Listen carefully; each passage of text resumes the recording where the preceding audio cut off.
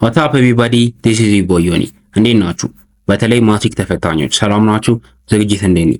በዚህኛው ቪዲዮ እኔ 50 ቀን ቢኖረኝ እንዴት እዘጋጃለሁ ወይም ደግሞ እንዴት ለመዘጋጀት ብልጥ ሆኜ የማትሪክ ውጤቴን ኢንሃንስ ለማድረግ አሪፍ ለማድረግ እሞክራለሁ የሚለውን ነገር እነግራችኋለሁ። ይህንን የማደርገው ብዙ ጎበዝ ተማሪዎችን አናግሬ በደንብ ሪሰርች አድርጌ ራሴም ለፍቼበት በቃ እኔ ብሆን ወንድሜ ብሆን መመክረውን ነገር የማደርገውን ነገር ነው የምነግራችሁ ማለት ነው።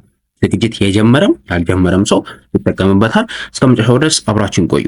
ወደ ዛሬ ቪዲዮ ከመግባቴ በፊት ደግሞ ኤክሰሊት አካዳሚ ለእናንተ የ50 ዴይ ቻሌንጅ አዘጋጅቶ ፉል ፓኬጁ ላይ ትልቅ ዲስካውንት አድርጎ እየጠበቃችሁ ነው። የማለፊያ ስትራቴጂ፣ ዩኒቨርሲቲ ውስጥ ፈተናው እንዴት ነው የሚለውን እንዲሁም ደግሞ ጽድት ያለ ፕላን፣ ፎከስ ኤሪያ ፋይል እና የሪቪዥን ፕላን እንዲሁም ደግሞ ሞዴል ኤግዛም የምትፈተኑበትን ሰርቪስ ወይም ደግሞ ይሄኛውን ጨምሮ ፕላስ ብዙ 1050 ፕላስ አይተምስ የናቹራል ሳይንስ ከ300 በላይ ቪዲዮዎች አለው።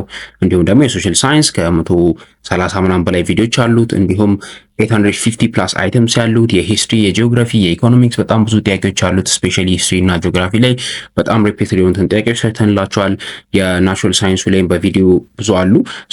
እያያችሁ መታችሁ ሙሉ ማብራሪያውን የኤክሰሊት አካዳሚ ቻናል ላይ ስለሰራን ስለታችሁ ተመዘገቡ፣ ትጠቀሙበታላችሁ።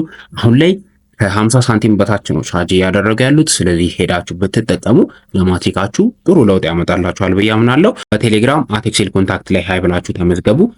እንዲሁም ደግሞ ስለጠፋው በጣም ይቅርታ፣ አንድ ወር አካባቢ ምንም አይነት ቪዲዮ አልለቀቅላችሁም ለሁላችሁም ማለት ነው። ለዚህ ምክንያት የሆነው ደግሞ ለእናንተው ጽድት ያለ ፕላትፎርም እየሰራን ስለነበረ ነው። አንድ ወር አካባቢ ስለጠፋው በጣም ይቅርታ። ለእናንተው የሚሆን ቢግስት ፕላትፎርም ኢትዮጵያ ያለማጋነን እየሰራን ስለነበረ ነው። ከአንደኛ ክፍል እስከ ዩኒቨርሲቲ ድረስ አክሮስ 50 ፕላስ ዲፓርትመንት የሚያስተምር ብዙ ነገሮችን የሚያግዛችሁ እንዲሁም ደግሞ ፈተና ከስድስተኛ ክፍል ሚኒስትሪ ጀምሮ ኦል ደ ዌይ የኢቭን የማስተርስ አድሚሽን ቴስት ፕራክቲስ የምታደርጉበት፣ ውጭ ሀገር የምትሄዱ ሰዎች ስኮላስቲክ አፕቲቲዩድ ቴስት፣ ኤሲቲ፣ አይኤልቲኤስ፣ ቶፍል ምናምን የሌለው ነገር የለም። እዛ ድረስ ማትሪክ ኤቭሪቲንግ ማለት ነው ፕራክቲስ የምታደርጉበት ቢግስት ፕላትፎርም ኢን ኢትዮጵያ ኦነስትሊ ስፒኪንግ እየሰራን ስለነበረ ነው። በደንብ ቴስት እያደረግነው ነው። ፕሌይ ስቶር ላይ ላውንች ለማድረግ ትንሽ ጊዜ ስለሚፈልግ ነው። ሶ ዊ አር ኦን ዘ ቴስቲንግ ስቴጅ በፕሌይ ስቶር ፐብሊሽ ለማድረግ በቅርቡ ታዩታላችሁ። አሁን ወደ ዛሬ ቪዲዮ በቀጥታ ልሂድ። እንግዲህ እንደምታውቁት ሰሞኑን መረጃውን ሰምታችኋል ብዬ አስባለሁ። አንድ ወር ተኩል ውስጥ ፈተናው ሊሆን ይችላል ተብሏል። ሪያሊስቲክሊ ስፒኪንግ እና የኤክሰሊት አካዳሚ ዩቲዩብ ቻናል ላይ እንዳብራራ ነው ማወቅ ያለባችሁ ነገር ፈተናው ከሰኔ 7 ምናምን በፊት የሚሆን አይመስልንም። ለምንድን ነው እንደዛ የምንለው? እናንተ ዩኒቨርሲቲ ሄዳችሁ ማትሪክ እንድትፈተኑ ውስጥ ያሉት ልጆች መውጣት አለባቸው። አትደናገጡ፣ ተረጋግታችሁ የምትሰሩትን ስሩ።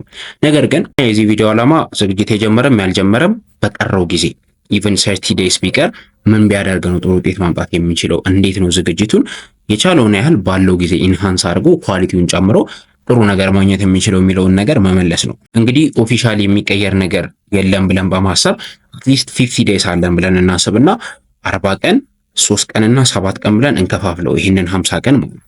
ለምንድን ነው እንደዛ የምናደርገው?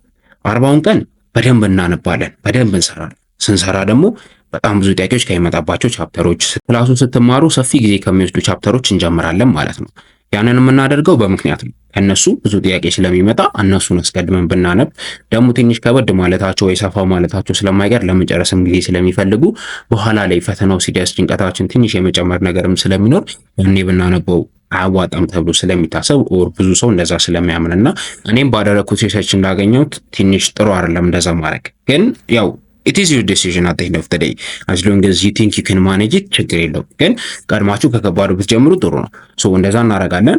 ከዛ ወደ ቀላሎች ሄደን እንሄዳለን ማለት ነው። እንግዲህ እንደየአቅማችን ወይ እንጨርሳለን ወይ አንጨርስም። ግን ቢያንስ at the end of the 40 days በጣም ጽድት ያለ እውቀት የተወሰኑ ቻፕተሮች ላይ ይኖረናል። የተወሰኑ ስላችሁ ማጆሪቲው ማተር የሚያደርጉት ብዙ ጥያቄ የሚመጣባቸው ላይ ማለት ነው። እና ደግሞ እውቀታችን በደንብ አሪፍ እንዲሆን ጥያቄ በየጊዜው መስራት ያስፈልጋል። በየጊዜው ፕራክቲስ ማድረግ ያስፈልጋል። ከዛ በኋላ ሪቫይዝ ማድረግ ያስፈልጋል። ስፔስ የሆነ ሬፒቲሽን አስፈላጊ ነው። ያለ ስፔስ ሬፒቲሽን ዝግጅታችን ከንቱ ነው የሚሆነው። ቢካዝ 40 ቀን ትንሽ አይደለም። ዛሬ ያነበብኩትን የዛሬ 40 ቀን የማስታወስ አቅሜ በጣም ለስ ነው፣ በጣም ትንሽ ነው። አይደለም የዛሬ 40 ቀን አሁን ተማርኩት አይደለ ከ2 ሰዓት ከ3 ሰዓት በኋላ እየቀነሰ ይሄዳል። ከዛ ከ3 ሳምንት በኋላ ፕሮባብሊ 20% በታች ነው ማስታወሰው ካነበብኩት ነገር ውስጥ ማለት ነው፣ ዛሬ ካነበብኩት። ለዛውም አሲዩሚንግ በደንብ ገብቶኝ ተረድቼ ጭርስ አድርጌ ነው ያለፍኩት ብለን አስበን ማለት ነው። ስለዚህ ሁልጊዜ በየጊዜው ሪቫይዝ ማድረግ አስፈላጊ ነው። ኢን ዲስ 40 ዴይስ ማለት ነው ራስን ቻሌንጅ ማድረግ ያስፈልጋል።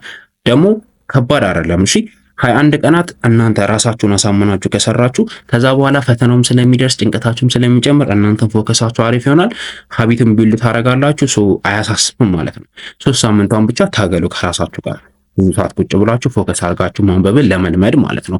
የመጀመሪያው ሳምንት ይከብዳል፣ ሁለተኛው ትንሽ ይከብዳል፣ ሶስተኛው ቀለል ይላል። ከዛ በኋላ ለእናንተ ኖርማል ነገር ነው የሚሆነው። በዚህ አይነት መንገድ ለመስራት ደግሞ ለምሳሌ የኤክስሊት አካዳሚ ፎከስ ኤሪያ ፋይል ይጠቅማቸዋል። እሱን ብታገኙ ጥሩ ነው። ብቻውን ማግኘት ከፈለጋችሁ ከስተዲ ፕላን እንዲሁም ደግሞ ሞዴል ኤግዛም እና የሪቪዥን ፕላን እንዲሁም የማለፊያ ስትራቴጂ እና የዩኒቨርሲቲ ልምድ የሚነግራችሁ ቪዲዮ ጋር ጭምር አንድ ላይ ፎከስ ኤሪያ በሁሉም ሳብጀክት ማለት ነው የምታነቡትን ነገር ጽድት ያለ ፕላንም አለው። አሁን የማወራችሁ ነገሮች እንዳለ ያማከለ የያዘ ማለት ነው። እሱን ይዞ በ100 ብር ታገኙታላችሁ። በቴሌግራም @ኤክሴል ኮንታክት ላይ 50 ዴይ ቻሌንጅ ፕላን ኦንሊ ብላችሁ ብትገቡ ታገኙታላችሁ ማለት ነው። 40 ዴይስ እንደዛ ሰራን አይደለ? ሶስቱን ቀን ምን እናድርግ? ሶስቱን ቀን ራሳችንን ፈተና እንፈትናለን። ራስን ለመፈተን ደግሞ ሁለት አማራጭ አለ። አንደኛው ማትሪክ ፈተና የ1 ዓመት ስፔሻሊ በደንብ ፕራክቲስ ያላረጋችሁትን መርጣችሁ የተሰጠውን ጊዜ ተጠቅሞ ለመጨረስ መሞከርና ራስን መፈተን ወይም ደግሞ ሪዛልታችንን ማየት ነው የሚሆነው። ነገር ግን እሱኛው አማራጭ ትንሽ መጥፎ የሚያደርገው ነገር ኒው ካሪኩለም ላይ ለምሳሌ ትንሽ ጊዜ የሚሰጠው ቻፕተር በድሮ ሰፊ ጊዜ ሊሰጠው ይችላል። ኦቨርላፕ የሚያደርጉ ቻፕተሮች አሉ፣ የሚመጡ የማይመጡ ቻፕተሮች አሉ። በትክክል አሁን ማትሪክ በሚመጣበት መንገድ የወጣ ፈተና ብትፈተኑ ጥሩ ነው። እሱ ደግሞ ሞዴል ኤግዛም ያስፈልጋቸዋል። አጌን ኤክሴሊት አካዳሚ እሱን አይነት ሞዴል እያዘጋጀ ነው። እሱን ብትጠቀሙ ጥሩ ነው። ብቻ ፈተና ራሳችሁን ፈተናችሁ ራሳችሁን እዩ። ራሳችሁን የምታዩት ውጤታችሁ ጥሩም ሆነ መጥፎ ብዙ አትደሰቱ፣ ብዙ አትገረሙ። ኦራይት ለምን መሰላችሁ እንደዛ ማለት ውጤታችሁ ጥሩ ነው ማለት አሪፍ ተዘጋጅታችኋል ማለት ነው። ጥሩ አይደለም ማለት ደግሞ መሙላት ያለባችሁ ነገር አለ ማለት ነው እንጂ ደንግጣችሁ እኔ ምንም አላውቅም ወደቂ ነው ምናምን ብላችሁ ኮንፊደንሳችሁን ዜሮ እንድታስገቡት አይደለም። አላማው ራስን ለማየት ሁለትን ለመሙላት ነው። ምክንያቱም የትኛውም አይነት ፈተና ብትፈተኑ አዝሎንጋዝ 50 እና 67 ጥያቄ ከሆነ የምትፈተኑት ሁሉንም ቦታ ከበር ስለማያደርግና ራሱ ፈተናውን ኮፒ አድርገን ስለማንፈተናችሁ ኦብቪየስሊ ትክክለኛ እውቀታችሁን ወይም ስኪል ሌቨላችሁን ቴስት ሊያደርግ አይችልም። መደናገጥ አያስፈልግም። ሞዴል ኦር ራሳችሁን የፈተናችሁት ፈተና ላይ የሚስ ያደርጋችሁበት ቦታዎች ላይ ያሉትን ነገሮች ሪቪዥን ታይም ላይ በደንብ ሪቫይዝ ማድረግ ነው። እነዛን 7 ቀናት ለሱ መጠቀም ማለት ነው። ቀድማችሁ የጨረሳችሁ ሰዎች ደግሞ ምን ታደርጋላችሁ? ከመጀመሪያው ጀምራችሁ ለምሳሌ ኢን 30 ዴይስ ሁሉን ነገር ሪቫይዝ ለማድረግ ሞክሩ። ከዛ ራሳችሁን ፈትኑ። ከዛ ደግሞ ተጨማሪ ሞር ሪቪዥን ታይም ደግሞ ትወስዳላችሁ ማለት ነው። 2 ሳምንት 3 ሳምንት እንደዛ አድርጋችሁ ሰፊ ጊዜ ወስዳችሁ ራሳችሁን ዝግጅታችሁን ኢንሃንስ ማድረግ ትችላላችሁ። ሌላው ሁላችሁም ስትዘጋጁ ካሁን ጀምሮ ጥያቄ ስትሰሩ የሚከብዷችሁን ጥያቄዎች ሚስ የምታደርጓቸው ምልክት ያዙ። ዓመተ ምሕረቱን ገጹን መጻፍ ላይ ከሆነ ማለት ነው ወይም አፕ ከሆነ እንደዚህ እዚህኛው ቻፕተር ላይ የሚገኘው ጥያቄ እንደዚህ የሚለው ጥያቄ ሚስ አድርጌያለሁ በሉ፣ ወይ ደግሞ ስክሪንሻት አድርጉት ምናምን ወይ ፎቶ አንሱት፣ እንደዛ አስቀምጡትና እነሱን ጥያቄዎች የሪቪዥን ሰሞን መስራት እነሱን እየሰራችሁ ነው ጉድለታችሁ መሙላታችሁን ቴስት የምታደርጉት ማለት ነው። እና ሲጠቃለል እነዚህን ሁላ ነገሮች አንድ ላይ ያደረገ ሰው በትክክል ጥሩ ውጤት ማትሪክ ላይ እንደሚያመጣ ተስፋ አደርጋለሁ። አትሊስት ማለፊያው ማሳካት ይችላል ከዜሮ የሚጀምር ሰው ለራሱ ማለት ነው። ዋናው ለ50 ቀን ራሳችሁን ፑሽ ማድረግ ወጥሮ መስራት ብቻ ነው። እና ደግሞ እዚህ ጋር ሚስ ማድረግ የሌለባችሁ ነገር ወጥራችሁ ስሩ ስላችሁ እንቅልፋችሁን ተውት፣ ምግብ አትብሉ፣ ውሃ አትጠጡ፣ ራሳችሁን አትጠብቁ ማለት አይደለም።